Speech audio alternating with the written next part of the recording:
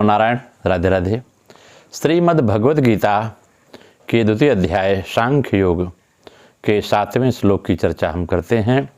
अर्जुन भगवान से कहते हैं कि प्रभु के कार्पण्य दोषोपहत स्वभाव पृच्छामि तम धर्म समूढ़ चेता यच्छेयस्या निश्चितं ब्रूहि तन्मे शिष्यस्तेहं साधिमा त्वं प्रपन्नम। इसका भावार्थ अगर देखें तो कायरता पूर्ण दोष से, कायरता रूप दोष से तिरस्कृत स्वभाव वाला और धर्म के विषय में मोहित अंतःकरण वाला मैं आपसे पूछता हूँ, जो निश्चित कल्याण करने वाली हो वह बात मेरे लिए कहिए।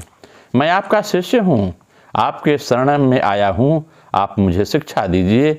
यह बात अर्जुन भगवान से कहते हैं। अगर इसकी बृहद व्याख्या की जाए तो अर्जुन के मन में युद्ध से सर्वथा निवृत्त होने को सर्वश्रेष्ठ नहीं मानते थे, तथापि पाप से बचने के लिए युद्ध से हटने के अलावा और कोई उपाय नहीं था। यह कायरता रूपी दोष नहीं है। भगवान ने अर्जुन को इस त्याग को कायरता के रूप में कहा और हृदय को तुच्छ और दुर्बल कहा है। तो भगवान ने इस वचनों में अर्जुन को ऐसा विचार हुआ कि युद्ध से निवृत्त होना तो मेरे लिए अनुचित है, उचित नहीं है। यह तो एक तरह की कायरता ही है। यह मेरे स्वभाव के बिल्कुल विरुद्ध है, क्योंकि मैं छात्र स्वभाव में दीनता और पलायन, जो पीठ दिखाना है, दोनों में अच्छा नहीं समझता। इस तरह भगवान के द्वारा कहने वाले कायरता रूप दोष को अपने में स्वीकार करते हुए अर्जुन भगवान से कहते हैं कि एक तो कायरता रूप दोष के कारण मेरा छात्र का स्वभाव, जो छत्री का स्वभाव है, दब गया है, और दूसरी बात मैं अपनी बुद्धि के इस विषय में कुछ निर्णय नहीं कर पा रहा हूँ। मेरी बुद्धि में ऐसी मूढ़ता आ गई है कि धर्म के विषय में मेरी बुद्धि कुछ काम नहीं कर पा रही है, क्योंकि एक तरफ तो युद्ध में अपने कुटुंबियों का, दोनों पक्ष का नाश देख रहा हूँ, पूज्यजनों को मारना बड़ा अधर्म है, और दूसरी तरफ युद्ध करना क्षत्रियों का धर्म भी दिखता है। इस प्रकार कुटुंबियों को देखते हुए युद्ध नहीं करना चाहिए और छात्र धर्म की दृष्टि से युद्ध करना चाहिए। इन दोनों बातों को लेकर के अर्जुन जो है धर्म संकट में पड़ जाता है। उसकी बुद्धि धर्म का निर्णय करने में कुंठित हो गई है। ऐसा होने पर अभी इस समय मेरे लिए क्या अच्छा है, मेरा धर्म क्या है, इसका निर्णय कराने के लिए वे भगवान से पूछते हैं।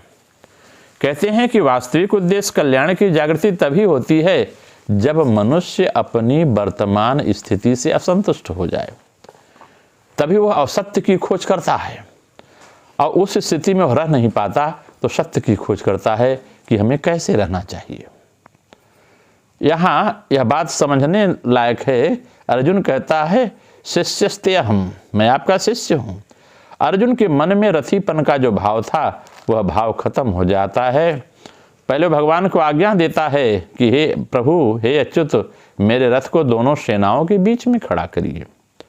लेकिन अब यह भाव मिट जाता है और अपने कल्याण की बात पूछने के लिए अर्जुन भगवान के शिष्य बन जाते हैं और कहते हैं, महाराज मैं आपका शिष्य हूँ, शिक्षा लेने का पात्र हूँ, आप मेरे कल्याण की बात करिए।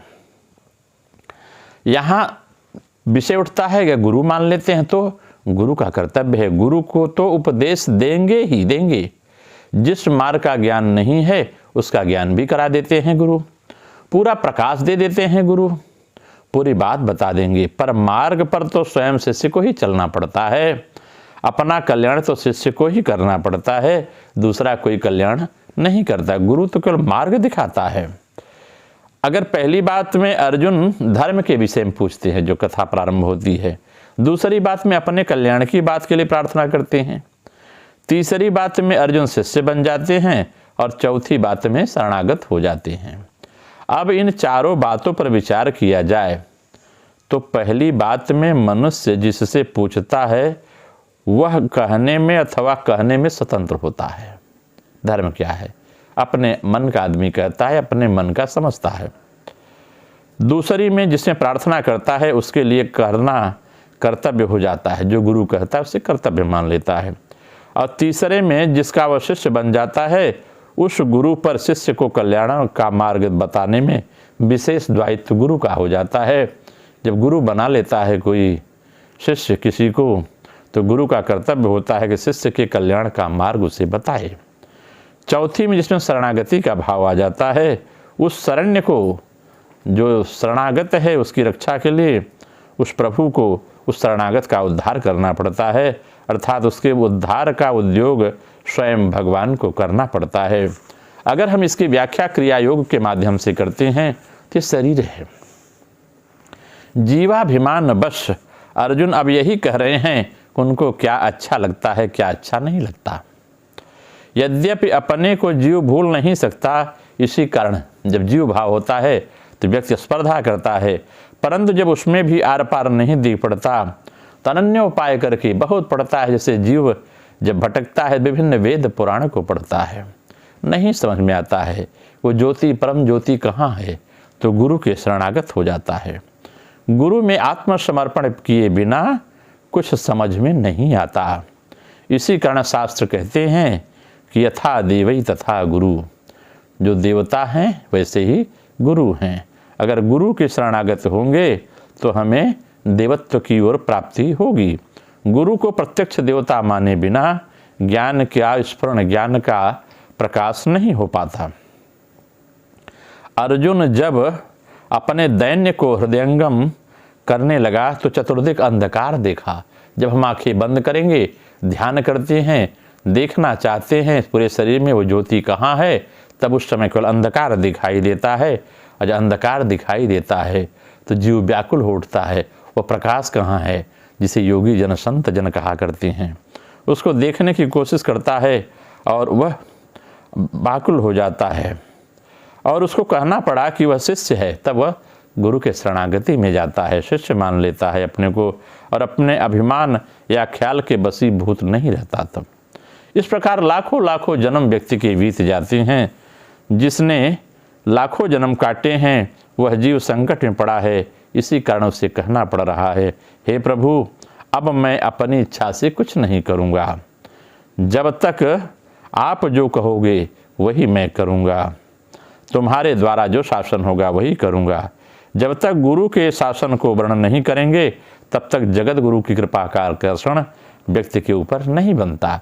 जब गुरु मार्ग दिखाता है तो जगत गुरु है, कृष्णम वंदे जगत गुरु, भगवान कृष्ण उस जीव का उद्धार करने के लिए खड़े हो जाते हैं। परंतु ब्रह्म विद्या के ज्ञाता पुरुष तब तक ब्रह्म विद्या का उपदेश नहीं करते जब तक शिष्य बनकर व्यक्ति जिज्ञासा न करे। तथा शास्त्र का नियम है, शास्त्र के नियम का पालन करना पड़ता है।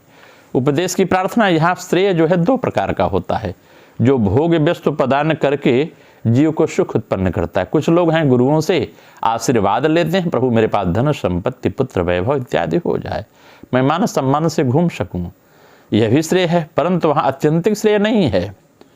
परम श्रेय वह है जो जीव को निज धाम में प्रवेश का मार्ग दिखा दिया जाता है। और कुछ लोग संपत्ति के साथ स्वयं की साधना करके स्वयं को सिद्ध होते हैं, और कुछ लोग केवल स्वयं को सिद्ध करते हैं, मैं कौन हूँ, कहाँ से आया हूँ, कहाँ जाना है, जो कभी नष्ट नहीं होने वाला है। ऐसे सुख को लोग चाहते हैं। अर्जुन उसी मोक्ष प्रदायक कल्याण के लिए प्रार्थिक होकर गुरु कृष्ण के सानिध्य में उपस्थित होता है। अब आगे की चर्चा हम 8वें श्लोक की करते हैं इस सांख्य योग में। नहीं प्रपश्यामि ममापनोद्यात् यच्छोकमुच्छोषणमिन्द्रियाणाम् अवाप्य भूमावसपत्नमृद्धं राज्यं सुराणामपि चाधिपत्यम।